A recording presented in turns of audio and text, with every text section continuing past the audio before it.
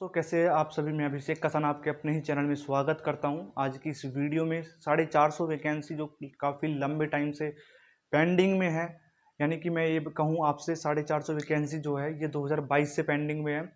2022 के बाद में ये 2023 में ये फिल कर ली थी गेस्ट टीचर के रूप में। फिर जो ये वैकेंसी तब पता चल गया था ये वैकेंसी जो है अब 2-3 साल तो आनी है नहीं, क्योंकि जिस काम को कर लिया गया है एक एज ए गेस्ट टीचर, अब वो परमानेंट वैकेंसी क्यों ही देंगे इतनी जल्दी, यानी कि 1 साल के अंदर।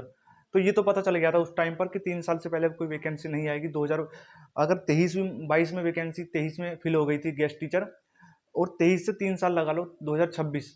लेकिन अब लग रहा है कि वैकेंसी बहुत जल्द आने वाली है। मैंने अब से पहले कभी भी मेरे आप चैनल पे देख लेना, मैंने डीएसएसबी की वैकेंसी के रिगार्डिंग कि 450 वैकेंसी कब आएगी इसके बारे में कभी वीडियो नहीं बनाई।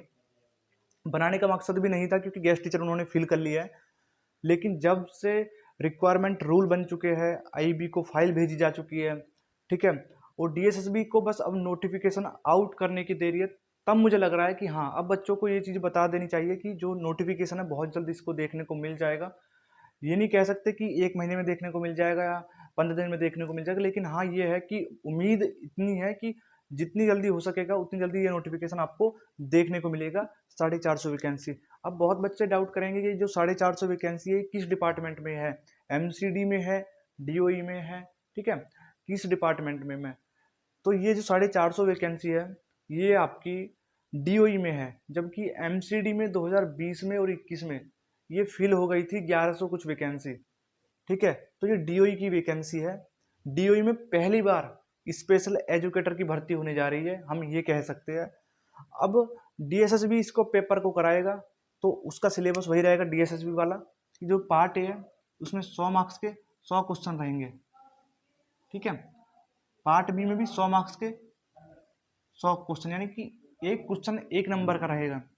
पार्ट ए की बात करता हूं मैं, यहाँ पर 100 क्वेश्चन है। मैथ के 20 क्वेश्चन आएंगे आपके, ठीक है। रीजनिंग के आपके 20 क्वेश्चन आएंगे। हिंदी के आपके 20 क्वेश्चन आएंगे। इंग्लिश के 20 क्वेश्चन आएंगे। जीएस के 20 क्वेश्चन आएंगे। जीएस जो सबको बहुत ज़्यादा परेशान करता है उसके भी 20 क्वेश्चन आएंगे, इस बात को ध्यान रखना है आपको।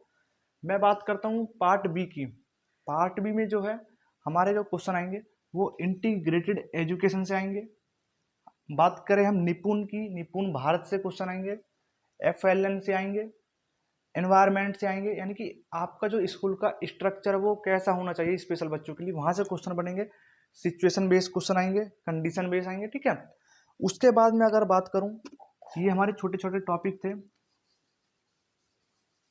मैं इसमें कुछ और टॉपिक ऐड करूंगा जो पेपर में पार्ट बी में से आएंगे आपके।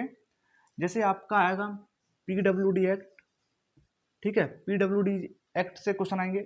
ये आया था हमारा 1995 में, ठीक है।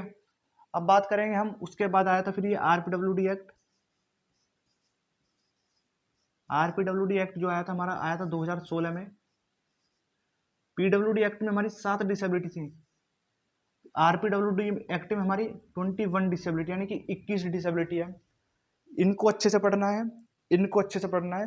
पेपर में पूछा जा सकता है कि इनमें से कौन सी डिसेबिलिटी पीडब्ल्यूडी एक्ट के अनुसार नहीं है। आप अगर 7 के 7 डिसेबिलिटी आपको याद है तभी उस क्वेश्चन को सही कर पाएंगे। इस तरीके से क्वेश्चन आएंगे। आरपीडब्ल्यूडी एक्ट में 21 डिसेबिलिटी को बेस बिल्कुल घोल के पी जाना है, तभी ये क्लियर हो जाएगा। ये पेपर केवीएस से इसकी तुलना बिल्कुल मत करना कि एचआई का बच्चा है तो उसमें से आईआईडी के क्वेश्चन नहीं आएंगे। पूरा डिप्लोमा का जितना भी कोर्स है आपका, पूरे में से कहीं से क्वेश्चन आ सकता है। चाहे वो आपका एचआई का बच्चा है, आप चाहे आईआईडी के कैंडिडेट है, किसी भी तरीके के बच्चे हैं आप, किसी भी डिसेबिलिटी के, आपको सब डिसेबिलिटी पढ़नी है अच्छे से, ठीक है। इस बात का ध्यान रखना है। उसके बाद मैं बात करूं आपकी इंक्लूसिव एजुकेशन से क्वेश्चन आएंगे। आपके किससे क्वेश्चन आएंगे? आपके इंक्लूसिव एजुकेशन से क्वेश्चन आएंगे। अगर आपने इंक्लूसिव एजुकेशन क्या है, वही कि समावेशित शिक्षा, जिसमें सभी बच्चों को बिना किसी भेदभाव के एक साथ शिक्षा दी जाती है एक ही क्लास में, वो क्या हमारी इंक्लूसिव एजुकेशन है। ऐसे तमाम टॉपिक है। मैं बात करूं इंक्लूसिव एजुकेशन, मैंने लगभग बता दिया है आपको। निपुण भारत बता दिया है, लगभग ऐसी चीजें बता दी है। मैं बात करता हूं इसकी, आपकी पेडागोजी आएगी। अब पेडागोजी किस लेवल की आएगी वो भी बता देता हूँ मैं आपको। जो पेडागोजी आएगी वो आएगी अपनी सीटेट लेवल की, आपको डीएसएसबी लेवल की बिल्कुल मत पढ़ने लेना। पेडागोजी में वही जो आपके सीटेट में टॉपिक है, 30 एक टॉपिक जो 30-31 टॉपिक है वही पढ़ लेना। पियाजे वायगोत्स्की, इनको बेसिक नॉलेज ले लेना इनके बारे में, ठीक है। लगभग मैं इस पार्ट बी के ऐसे ऐसे टॉपिक जो बता चुका हूँ जो आने ही आने हैं, ठीक है। बाकी आप अपनी डिप्लोमा टाइम की यानी कि डीएड टाइम की बुक पढ़ सकते हैं, चाहे वो मैं बात करूँ ऑडियो की है, स्पीच की है, ठीक है। फंडामेंटल स्पीच जो होती है बुक डिप्लोमा, यानी कि डीएड की बुक पढ़नी है, चाहे आप आईडीडी के हैं, एचआई के हैं। अगर आप एचआई की बच्चे हैं ना, एचआई के, तो आपको डीएड की भी बुक पढ़नी है, और अगर आप डीएड के बच्चे हैं तो आप एचआई की बुक जरूर पढ़ लेना, ठीक है। ये थी आज की वीडियो जिसमें मैंने लगभग सभी आपको बता दिया है, इतनी ही जानकारी देनी थी। धन्यवाद।